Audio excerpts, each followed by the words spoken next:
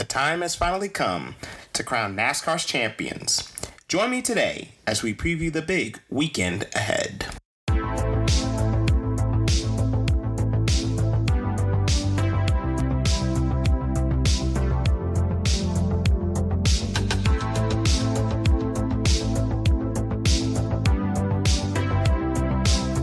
Hop in, buckle up, and get ready to lay it on the line. This is Not Speeding, Just Qualifying, a podcast that's just as fast as it sounds. Hello, family. I am David Lawrence, and welcome to the Not Speeding, Just Qualifying podcast. I appreciate you for joining me for today's episode. Before I get started, make sure your qualifying setup is all dialed in and ready to go for pole position. Hit the subscribe button to our YouTube channel or search Not Speeding, Just Qualifying in the podcast section of the YouTube Music app to subscribe to us today. What started in Daytona in February has brought us here. Starting tomorrow, NASCAR's 3 National Series will convene at Phoenix Raceway just outside the Arizona capital to crown its 2025 season champions. But before we discuss the weekend, let's talk about how we got here. For those who do not follow racing or are new to the sport, a little context first. Most racing series determine their champions based off who accrues the most points collected over the course of the events in a season. NASCAR does something a little different with a playoff-style elimination tournament in their top 3 series.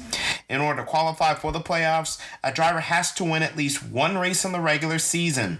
If there are not enough winners to fill the bracket, the remaining spots are filled by drivers who have scored the most points over the regular season. Once in the playoffs, the drivers go through multiple rounds of 3-race mini-seasons. If a driver in the playoffs wins the race, they automatically advance to the next round. The winners, plus the highest point scorers that fill the remaining spots, advance to the next round. This repeats until there are 4 drivers remaining. And that is what this weekend is all about. With a full field of drivers competing, there are 4 drivers elevated and set aside in a heads-up, one-race, winner-take-all showdown.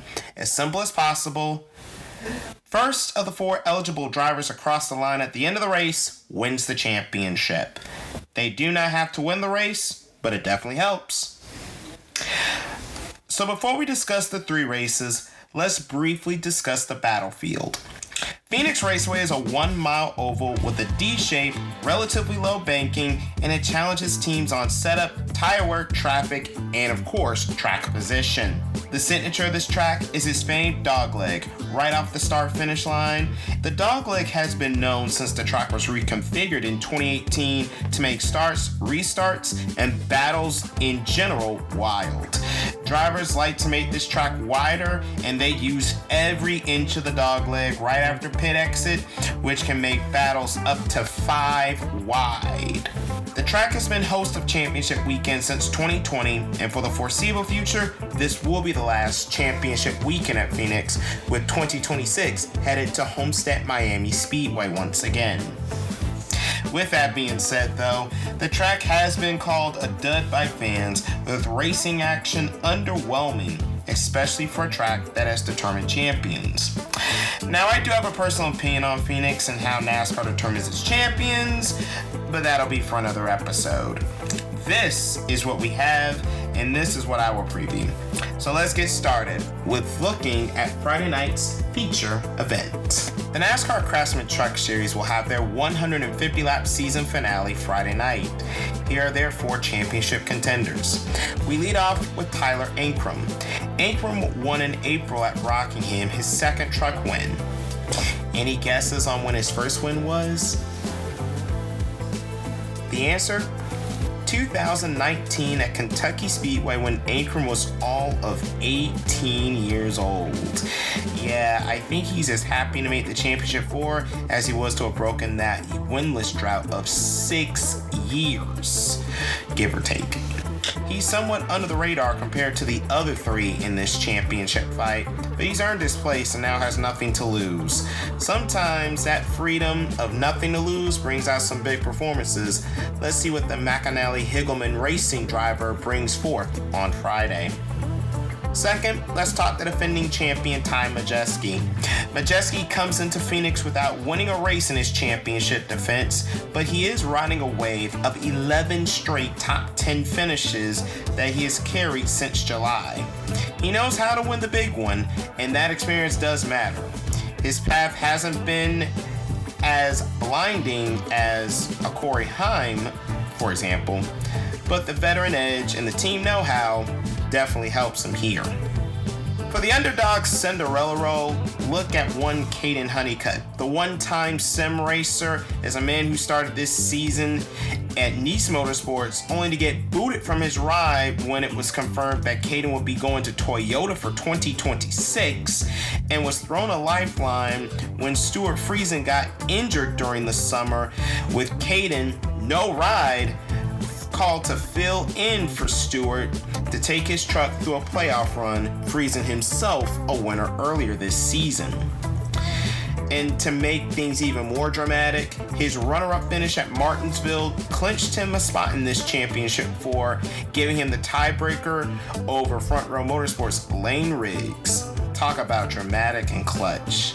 Young, hungry, and not only is he looking for his first win, but now he's in the place to claim his first title. Wouldn't be heard of if you got both on the same night. And then there's Corey Heim. There really isn't much to say. Some would say dominant in a historic-making season. Others would say soul-crushing and depressing.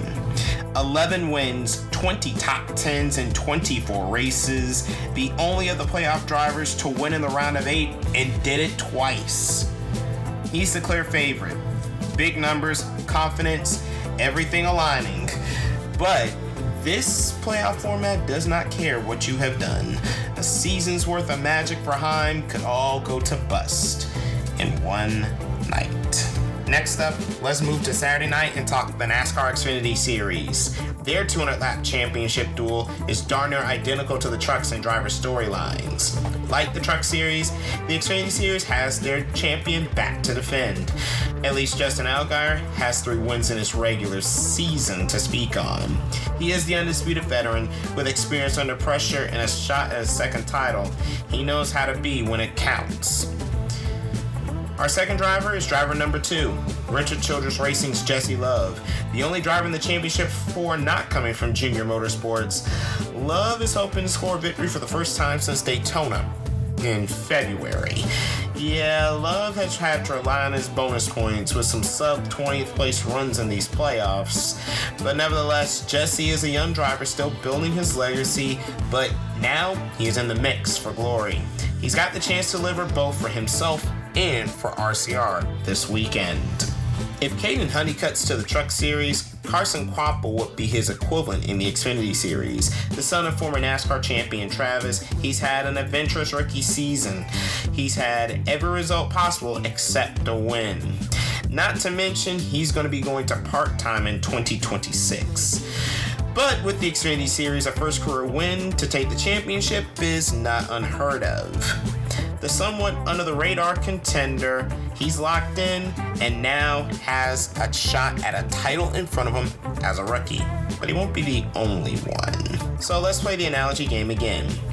Corey Heim is to the Truck Series, as Connor Zillage is to the Xfinity Series. Connor has been the talk of Xfinity all season. Probably one of the most dominant rookie seasons in recent memory. Connor can win in any fashion. On a road course, on an oval, with his owner as his crew chief, even with a broken collarbone. When you count them all, Connor has 10 wins on his rookie season at the tender age of 19. Is it hard to see why he's going to Cup next season? Is it hard to see why people are not going to bet against him this weekend in Phoenix? The Xfinity Series is even more fun when you realize that none of the championship contenders won in the round of 8, which means momentum is a little hard to read coming into Phoenix this weekend. But honestly, that makes looking forward to the race all the more enticing. Now, let's get to the race you all are really here for. Sunday's title showdown for the NASCAR Cup Series. Toyota versus Chevy. Gibbs versus Hendrick. Kicking off our preview, Chase Briscoe. A year ago, His team, Stewart-Haas Racing, was closing their doors, and Chase was without a ride. But if you told Chase that he would be competing for a championship in 2025, he probably would have called you crazy, as a lot of others. But replacing the retiring Martin Truex Jr. at JGR, Briscoe has filled the seat amazingly. 3 wins, 2 in the playoffs, with his Talladega win bringing him here. Prior to his mechanical failure at Martinsville, Chase's average finish through the playoffs was an unbelievable 5.7. Consistency and momentum could definitely say are on Chase's side going into his first Championship 4 on Sunday. His JGR teammate Denny Hamlin is also feeling momentum. If you look at recent history, 3 of the last 4 years, the driver who has won the first race in the round of 8 has gone on to win the title. Hamlin hopes his Vegas win, his 6th of 2025 and 60th of his career, will be the momentum and boost he needs to finally propel him to a championship. This is Hamlin's 20th full-time season, and this is the one trophy Hamlin is missing in his Hall of Fame career. Hamlin's back in the Championship 4 for the first time since 2021. Are the stars aligning for Hamlin for 2025 to be his year? Now that we've covered Team Gibbs, let's move to Hendrick and Chevrolet, and let's talk William Byron. Byron was a contender in all 3 of the round of 8 races, but in the first 2, wrong place, wrong time put him out of victory lane. With Martinsville being essentially a must-win, Byron put on a statement performance, having NASCAR's equivalent of a Grand Slam. Pole position, won both stages, fastest lap, and won going away, leading 304 of the 500 laps. From another historical standpoint, twice in the last 5 years has the winner of the round of 8 elimination race gone on to win the title. Byron, in his 3rd straight Championship 4, looks to add to the championship legacy of the number 24 and his team's co-chairman, Jeff Gordon. Is the 3rd time for charm for Byron at Phoenix? Only time will tell. Last but not least, it's crazy to call a champion an outsider, but that's what Kyle Larson's given me going into this championship finale. His playoffs have not been spectacular, but they have been consistent enough to get him to Phoenix on points. The season has not been up to Larson's lofty standards, but with how this format draws unpredictable results, I would not be surprised if Larson, the only champion in this year's Championship 4, leaves Phoenix with his 2nd Bill France Cup. Alright, now, here's the fun part. Who are my picks to win the championships at Phoenix this weekend? Let's start with Friday night. I would be a fool to bet against Corey Heim with the season he's having, but you all may have to call me a fool right now. My heart is tugging me to pull for the underdog in the feel-good story, and how can you not root for Caden Honeycutt, especially after the season he's had? So give me Caden Honeycutt and the 52 Stewart Friesen Homer Racing crew to win the Truck Series championship. Shocker. For Saturday night, on the other hand, I'll go with the easy bet.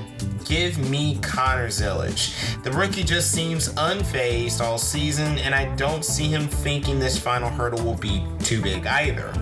Especially with him going to Cup, I definitely see him running away Saturday night in Phoenix when it counts. All the same. Finally, for Sunday, I'm actually going to go against my own preseason prediction in February. Your 2025 NASCAR Cup Series champion, James Dennis Hamlin. Yeah, it just has all the makings of this being Hamlin's year. Hamlin knows he will not get many more cracks at a championship, so I just see him seizing the moment here, finally getting his long-awaited championship. Now watch Kyle Larson go and validate my preseason prediction from February. Boy, wouldn't that be funny. Alright, y'all, there you have it. A look at all 3 races and the 12 men that could be crowned NASCAR champion this weekend. So how can you catch all the racing action? If you prefer the radio, you can listen to all 3 races simulcast on SiriusXM Channel 90, the 24/7 NASCAR channel, by way of the crew at the Motor Racing Network. Friday night's race will be streamed on the NASCAR Racing Network, which is a collaboration between the Motor Racing Network and the Performance Racing Networks. Motor Racing Network will have exclusive coverage Saturday and Sunday for the Xfinity and Cup races.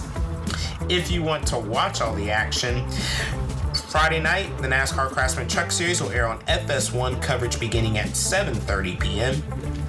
Saturday's Xfinity Series finale will also be at 7:30 p.m., but you'll watch that one on the CW. And the Cup Series Championship race, you'll see Sunday on NBC, streaming on Peacock. Pre-race coverage kicks off at 2 p.m. Eastern Time. All right, family, that's our episode. Thanks for tuning in today. Are you listening and have a topic or series you want us to cover on the show?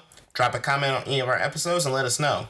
You can also email us at dalmotorsports@gmail.com. The email address again, dalmotorsports@gmail.com. We would love to hear from you. Also, connect with us on social media: Blue Sky, X, Instagram, TikTok, and now we're on Threads, all at the same handle, at NSJQ Podcast. Also, subscribe to our show on YouTube and YouTube Music so you don't miss whenever we drop new content for the pod. Like and share our content. The more you like and share, the more everyone will start picking up and the algorithm will start buzzing. Lastly, if you want to follow me on my personal social media handles, the links to those will be in the description box to this episode. That'll be all for this episode of the Not Speeding, Just Qualifying podcast. Until next time, I'm David Lawrence. Always remember, you're not living life to the fullest until you're going flat out. Enjoy championship weekend, everybody. Bye-bye.